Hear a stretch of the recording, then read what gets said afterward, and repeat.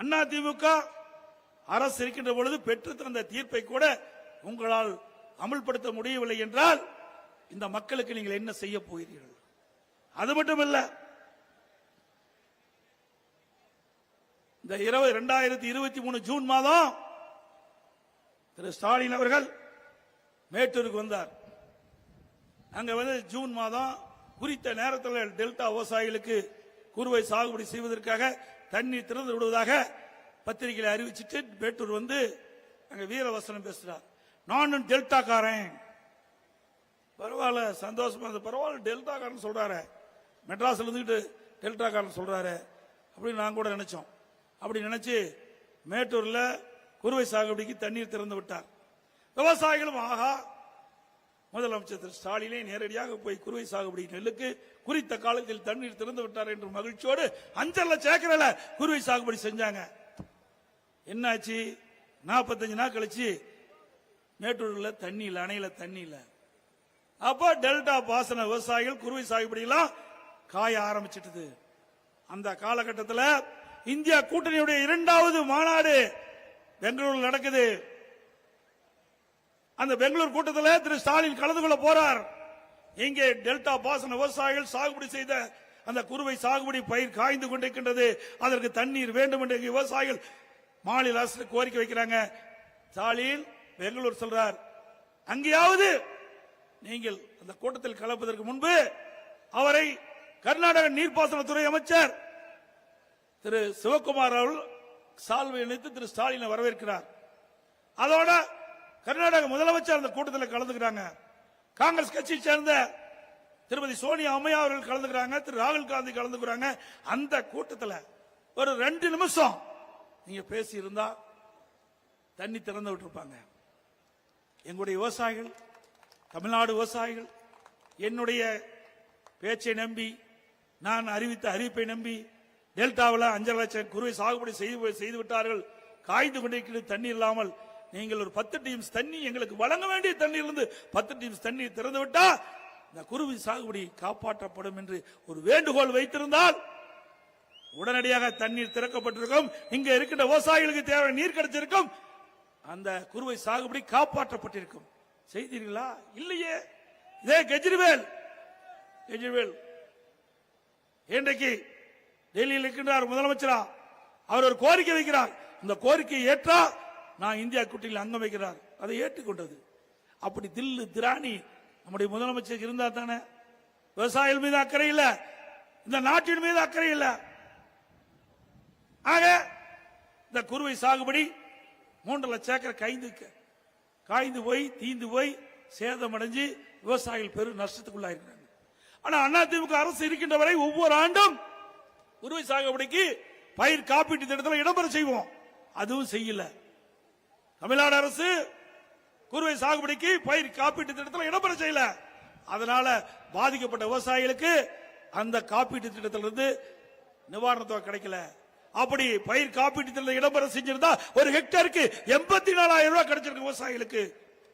அதிமுக ஆட்சி இருக்கும் போது ஒரு ஹெக்டருக்கு பாதிக்கப்படுகின்ற பொழுது 84,000 ரூபாய் வாங்கி கொடுத்தோம். புயல் வெள்ளத்தால் பாதிக்கப்படுகின்ற பொழுது 84,000 விவசாயிகளுக்கு வாங்கி கொடுத்தோம். அதோட விவசாயிகளுக்கு மாநில நிதியிலிருந்து 20,000 ரூபாய் ஒவ்வொரு ஹெக்டருக்கு கொடுத்தோம். அதே இப்பொழுது திமுக அரசு குறுவை சாகுபடி செய்துள்ள அந்த விவசாயிகள் பாதிக்கப்பட்ட விவசாயிகளுக்கு ஒரு ஹெக்டருக்கு 13,500 நீங்க கொடுத்தீங்க. STRF இருந்து மாநில பேரிடர் நிவாரணத்திலிருந்து 13,500 தான் கொடுத்தீங்க. அதுவும் மத்திய அரசு இன்றைக்கு NTRF தேசிய பேரிடர் நிவாரண நிதி 17,000 ரூபாய் நிர்ணயிச்சிருக்குது. அதுலயும் குறைச்சுதான் நீங்க கொடுக்கறீங்க.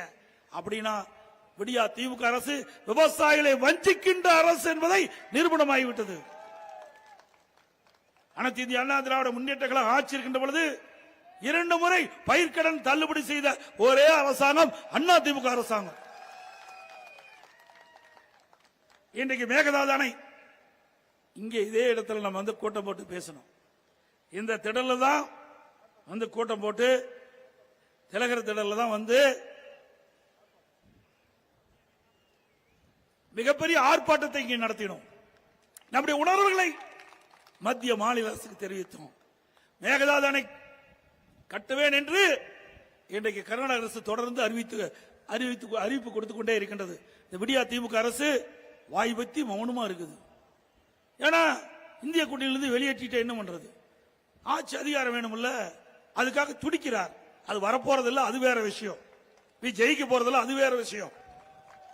இருந்தாலும் இந்தியா கூட்டணி என்ற ஒரு பெயரை வைத்துக் கொண்டு இன்றைக்கு திரு ஸ்டாலின் ஆங்காங்கே பேசி வருகிறார். ஏன்னா இந்த 3 ஆண்டு திராவிட முன்னேற்ற கழக ஆட்சியில மக்கள் இந்த ஆட்சி வெறுத்துட்டாங்க, கொந்தளிப்போடு இருக்கிறாங்க. இதை மறைப்பதற்கு இந்தியா கூட்டணி என்ற பெயரை போர்வையை போர்த்தி கொண்டு இன்னைக்கு ஆங்காங்கே பொதுக்கூட்டத்தில் பேசி வருகிறார். இன்றைக்கு மேகதாது அணை கட்டப்பட்டு விட்டால் டெல்டா மாவட்டம் பாலைவனம் ஆகிவிடும். 20 மாவட்ட மக்களுக்கு குடிநீர் ஆதாரமாக இருப்பது காவிரி நதிநீர். தண்ணீர் இல்லாம போயிரும். அதை கூட இந்த அரசு சரியாக கவனம் செலுத்தாமல் வேடிக்கை பார்க்கிற அரசாங்கம் தான் இன்னைக்கு திமுக அரசு. திமுக பொறுத்த வரைக்கும் ஆட்சியில இருந்தாலும் இல்லாவிட்டாலும் இன்னைக்கு விவசாயிகள் பாதிக்கப்படுகிற திட்டமாகவும் சரி, தமிழ்நாடு மக்கள் பாதிக்கப்படுகிற திட்டமாகவும் சரி, எதிர்த்து முதல் குரல் கொடுக்கின்ற ஒரே கட்சி திமுக கட்சி தான். அதோட அனைத்து இந்திய அண்ணா திராவிட முன்னேற்ற கழக ஆட்சி இருக்கின்ற பொழுது மேட்டூரில் திறக்கப்படுகின்ற தண்ணீர் கடலிலே கலக்கின்ற வரை நன்னீராக இருக்க வேண்டும் என்பதற்காக நடந்தாய் வாழி காவிரி என்ற அற்புதமான திட்டத்தை கொண்டு வந்தோம்.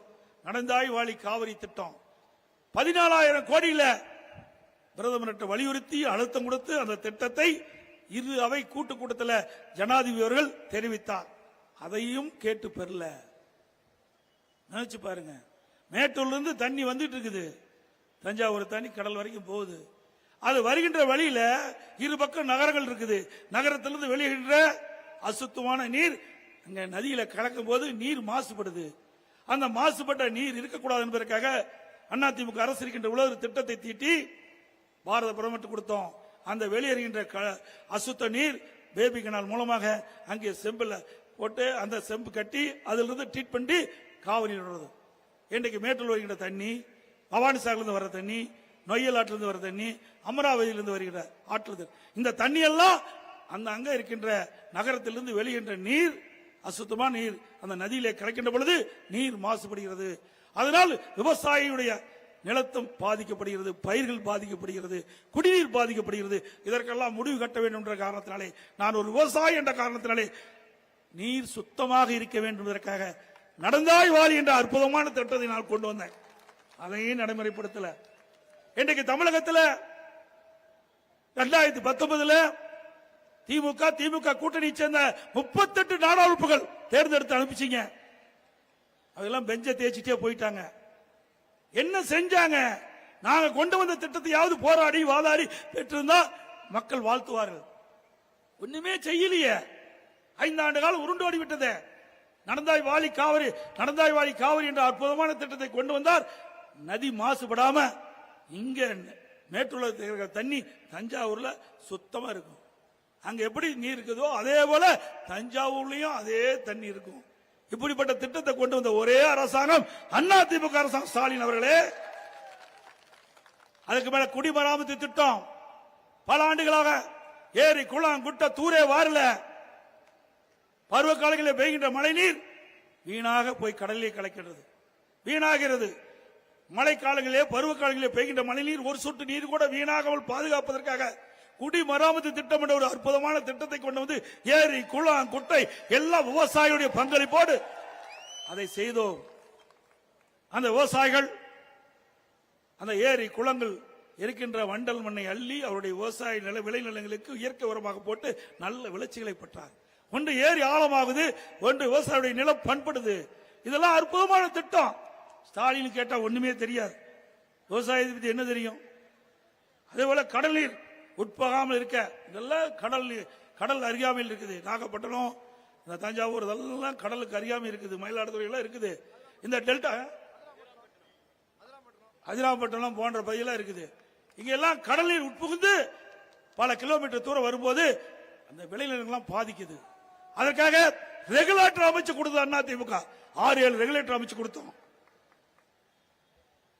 அதனால விவசாயிகள் உற்பத்தி செய்யக்கூடிய நெல் இன்றைக்கு நேரடி நெல் கொள்முதலுக்கு கொண்டு போனா உடனே அவர் வாங்கிக்கிறது இல்ல. அதுல ஆன்லைன்ல போடணுங்கிறான். படிக்க தெரியாத விவசாயி எங்க ஆன்லைன்ல போட முடியும்? அப்படியே விவசாயிகள் ஆன்லைனில் போட்டு அவருடைய நெல்லை விற்பனை செய்ய அரசு நெல் கொள்முதல் நிலையத்துக்கு கொண்டு சென்று திறந்த வெளியில் அடுக்கி வைக்கிறாங்க. பாதுகாப்பு கிடையாது. மழையில சுமார் 3 லட்சம் நெல் மூட்டைகள் நனைந்து அந்த நெல்மணி எல்லாம் முளைத்து வீணா போச்சு விடியா திமுக ஆட்சியில. அது மட்டும் இல்ல, உடனே அந்த நெல் நேரடி நெல் கொள்முதல் நிலையத்தில் கொள்முதல் செய்யணும், அதுவும் இல்ல. பல நாட்கள் காத்திருந்தா விவசாயிகள் அங்கே விற்பனை செய்ய வேண்டிய நிலை. உடனே நெல் கொள்முதல் விற்பனை செஞ்ச உடனே பேங்க் அதிமுக ஆட்சியில் இருக்கும்போது பணம் போயிடும். உடனே விவசாயிகள் போய் பணம் எடுக்கலாம், அதுவும் இல்ல. விவசாயியை சீரழிக்கக்கூடிய ஒரே அரசாங்கம் திரு ஸ்டாலின் தலைமைக்கின்ற அரசாங்கம். விவசாயிகளுக்கு உழவு மானியத்தை கொடுத்தோம். விவசாயிகளுக்கு வேளாண் கருவிகள் டிராக்டர் வாங்க மானியம், பவர் டிராக்டர் வாங்க மானியம், ஸ்பேர் வாங்க மானியம், எல்லாத்துக்கும் மானியம், விதைக்கு உரத்துக்கு எல்லாம் மானியம் கொடுத்த ஒரே அரசாங்கம் அதிமுக அரசாங்கம். அது மட்டும் விவசாயிகள் பயிரிடும் போது குறித்த நேரத்தில் உரமிட வேண்டும். அப்படி உரமிட்டா தான் தகுந்த விளைச்சலை பெற முடியும். இந்த விடியா திமுக அரசு வந்த பிறகு குறிப்பிட்ட நேரத்தில் உரம் கிடைக்கல. ரேஷன் கடையில் நிக்கிற மாதிரி ரேஷன் கடையில் தான் உரம் வாங்கின்ற அவலங்களை இந்த ஆட்சியிலே பார்க்கப்படுகிறது. அதே போல விவசாய தொழிலாளிகளுக்கு பசு வீடுகள் கொடுத்தோம், அதையும் நிறுத்திட்டாங்க. மீண்டும் அதிமுக ஆட்சி வருகின்ற பொழுது எல்லா விவசாய மக்களுக்கும் விவசாய தொழிலாளிக்கு பசு வீடு கட்டி கொடுக்கப்படும். ஒரு வீடு 6 லட்சம் ரூபாயில கட்டி கொடுக்க மத்திய அரசை வலியுறுத்தி பெற்று தருவோம். அதிமுக ஆட்சியில் இன்றைக்கு விவசாய தொழிலாளிக்கு கறவை மாடுகள் கொடுத்தோம், ஆடுகள் கொடுத்தோம், கோழிகள் கொடுத்தோம், எல்லாம் நிறுத்திட்டாங்க. அதே மாதிரி விவசாயிகள் தங்களுடைய நிலங்கள் பட்டா செய்ய வேண்டும், பட்டா மாறுதல் செய்ய வேண்டும். அதே மாதிரி ஏழை எளியோர்கள் விவசாய தொழிலாளி மற்றும் ஏழைகள் குடியிருக்கின்ற வீடுகளுக்கு பட்டா அந்த மனைக்கு பட்டா இல்லாமல் இருந்தது, அவர்களுக்கு பட்டா வழங்குவதற்கு அனைத்து இந்திய அண்ணா திராவிட முன்னேற்ற கழக அரசு இருக்கின்ற பொழுது லட்சக்கணக்கான பட்டாவை வழங்கிய ஒரே அரசாங்கம் அதிமுக. பட்டா வாங்க போனா லஞ்சம் கேட்கிறாங்க. விவசாய பம்பு செட்டுகளுக்கு மானியத்தில் அந்த இயந்திரத்தை கொடுத்தோம், பம்பு செட்டை கொடுத்தோம், மின்சார மோட்டார் கொடுத்தோம். விவசாயிகளுக்கு விவசாய பம்பு செட்டுகள் மோட்டார்களுக்கு மானிய விலையில அந்த பம்பு செட்டுகளை கொடுத்தோம். சிறு குறு விவசாயிகளுக்கு அதை நாங்கள் விரிவுபடுத்தினோம். உழவன் செயலி இன்னைக்கு விவசாயிகள் பயிரிட்டு இருக்காங்க, அந்த பயிரில் ஏதாவது பூச்சி தாக்குனா அது அப்படியே செல்போன்ல பிடிச்சு அப்படி அழுத்துறீங்களா, என்ன நோய் தாக்கி இருக்குது, என்ன பூச்சி விழுந்திருக்குது, அதை எந்த பூச்சிக்கொல்லி மருந்து அடிக்கலாம் என்ற செய்தி விவசாயி தெரிந்து கொள்ளலாம். விவசாயிகள் உற்பத்தி செய்யப்பட்ட விளைபொருளை உடவுல அடிக்கலாம். விலை குறையும் போது அங்க அந்த விவசாய தொடக்க வேளாண் கடன் வாங்கிக்கலாம், பிறகு விலை ஏறிட்டு போய் விற்பனை செய்யலாம். அந்த வயசையும் நாங்கள் செஞ்சு கொடுத்தோம். அதோட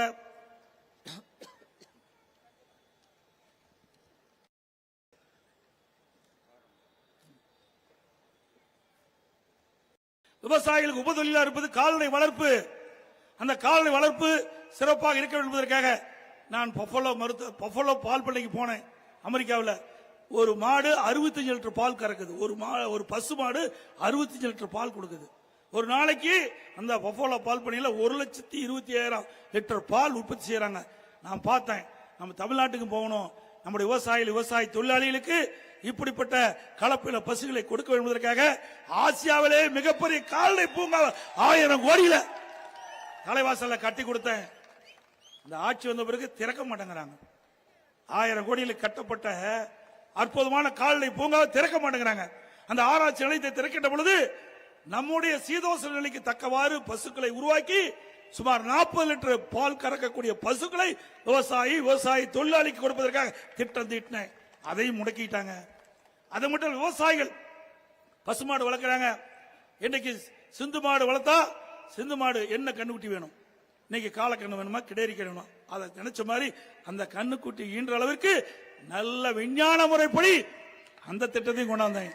இன்னைக்கு காங்கி மாடா பசுமாடா, காங்கிங்கால வேணா காங்கிங்கால, காங்கிங் கிடேரி வேணா காங்கிங்கால, இப்படி விவசாயிகள் என்னென்ன நினைக்கின்றார்களோ அதையெல்லாம் செயல்படுத்துவதற்காக திட்டம் தீட்டப்பட்ட ஒரே அரசாங்கம் அம்மாவுடைய அரசாங்கம்.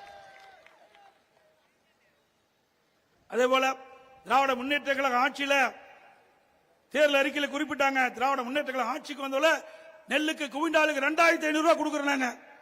ஆட்சிக்கு வந்து 3 வருடம் ஆகி போச்சு, ஒன்னும் செய்யல. மக்களை ஏமாற்றி விவசாயிகளை ஏமாற்றி வாக்குகளை பெற்று ஆட்சிக்கு வந்த பிறகு விவசாயிகளை மறந்த அரசாங்கம் விடியா திமுக அரசாங்கம். கரும்புக்கு 4,000 ரூபாய் ஆதரவு விலை தருனாங்க, இதுவரைக்கும் தரல. ஆக அனைத்து இந்திய அண்ணா திராவிட முன்னேற்ற கழகம் தொடர்ந்து சட்டமன்றத்திலே நானும் நம்முடைய முன்னாள் அமைச்சர் அருமை சகோதரர் காமராஜ், அருமை சகோதரர் டாக்டர் விஜயபாஸ்கர் தொடர்ந்து இந்த விடியா திமுக அரசு சட்டமன்றத்தில் வலியுறுத்திட்டு இருக்கிறோம். செவடங்காதல சங்குவதர் மாதிரி தான் இருக்குது, ஒண்ணுமே பதில் இல்ல, அத்தனையும் பொய். அதே போல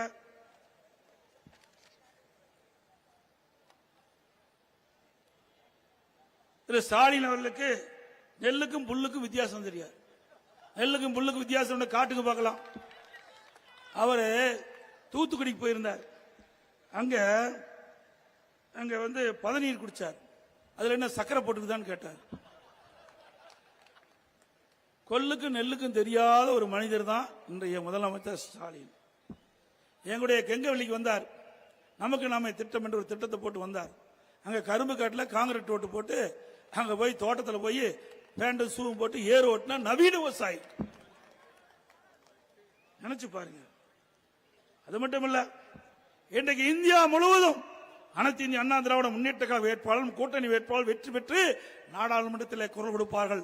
தமிழ்நாட்டில் இருக்கின்ற ஏழை எளியோருக்கு மாதந்தோறும் 3000 ரூபாய் ஊக்கத்தொகை கொடுக்க வேண்டும் என்று நம்முடைய நாடாளுமன்ற குரல் கொடுப்பார்கள். இந்த நேரத்தில் தெரிவிக்கிறேன், 100 நாள் வேலை திட்டத்தை 150 நாளாக உயர்த்தப்பட வேண்டும், பேரூராட்சிக்கு விரிவுபடுத்த வேண்டும். அதான் நம்முடைய கொள்கை. அது மட்டும் இல்லாம விவசாயி, தொழிலாளி விவசாயி அவருடைய குழந்தைகள் கல்வி கற்பதற்கும் வேலைவாய்ப்பு பெறுவதற்கும் தனி இடஒதுக்கீடு வேண்டும் என்ற குரல் எங்களுடைய நாடாளுமன்றத்தில் கொடுப்பாங்க. இரவென்றும் பகல் என்றும் வெயில் என்றும் மழை என்றும் பாராமல் ரத்தத்தை வேர்வையாக சிந்தி உழைக்கின்ற அந்த விவசாயி அவருடைய குழந்தைகளுக்கு கல்வி கற்பதற்கும் இடஒதுக்கீடு வேணும், வேலை வாய்ப்பிலும் இடஒதுக்கீடு வேண்டும். அது எங்களுடைய அனைத்து இந்திய அண்ணா திராவிட முன்னேற்ற கழக நாடாளுமன்ற வெற்றி பெற்று வேட்பாளர் வெற்றி பெற்று உறுப்பினராக, எங்களுடைய கூட்டணி கட்சி சேர்ந்த வேட்பாளர் வெற்றி பெற்று உறுப்பினராக 2 கட்சியை சேர்ந்த உறுப்பினர்களும் உங்களுடைய ஆதரவால் வெற்றி பெற்று உங்களுடைய குரல் நாடாளுமன்றத்தில் ஒலிக்கும் என்பதை நேரத்தில் தெரிவித்து விரும்புகின்றேன்.